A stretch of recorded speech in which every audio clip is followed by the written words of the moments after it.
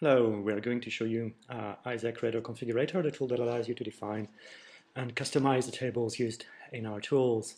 So let's fire up the application and see what's in there. So now we are loading the components, and this is the first screen that you can see. And let's open an existing configuration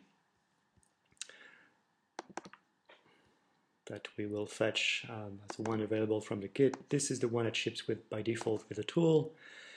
As you can see, it now processing the files. It's a set of XML files, connects to the ontology resources, NC Bioportal and OLS namely, so it's better to have internet connection available for the tool to work. And this is the screen, so let's just resize a little bit to match the configurator. And basically we have three different panes. We've got the first one, which details the different tables and forms that are available for you to choose from. Then for each of this table we have the different fields that are making up that table. This is available in the center pane. And then for each of the field we have this element here, the core of the screen, that allows you to define the different properties of the particular field. So let's have a look a bit closer to the different tables that we have here on the left hand side. So there are different tables. To have a full view, you can see here the mapping. It's just listing the entire list of assays, and you can see the table type, whether it's an assay type or a study sample or investigation.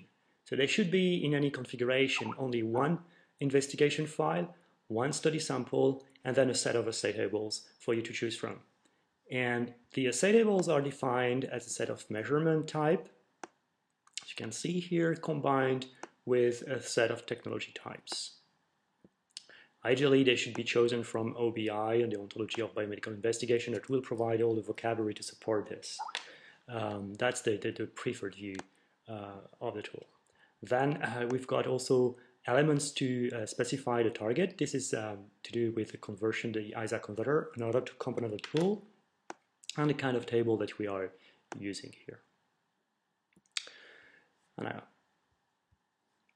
so can go back here. So let's inspect the investigation table to start with. So we do recommend not to alter this one too much. It has the different sections that are needed in the investigation file for ISA, and you can see the different blocks available here.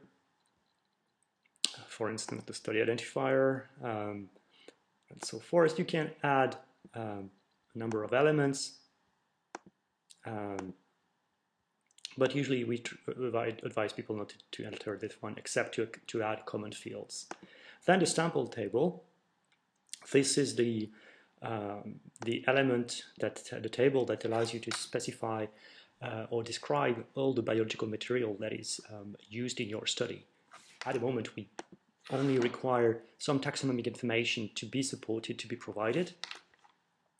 Typically, you will find source name and sample name nodes present in that table, interspaced with a protocol, and then you can have the study and the factor characteristics as generic fields. So let's have a look quickly at the kind of element you can add. So by clicking this button here, you are displaying this element, add element, and you can see there are different components. You can add field. You can have also a structural field, a predefined field, or custom field. So let's have a look quickly about those different elements. So by default, the buttons are set to field and predefined field. And the sample table, this means that you can add 5 types of field for these categories: material type, protocol ref, sample name, source name, and unit. This is what is allowed in this table. Now, if you want a custom field, select the radio button here, and you will see the 4 possible fields that you can use to annotate the table and the material nodes. You can qualify material node with the characteristics. You can qualify a parameter protocol with a parameter value. They should only be next to a protocol ref. Or you can add a factor value, which allows you to track the independent variables of your study. Finally, there is a comment to provide any additional information.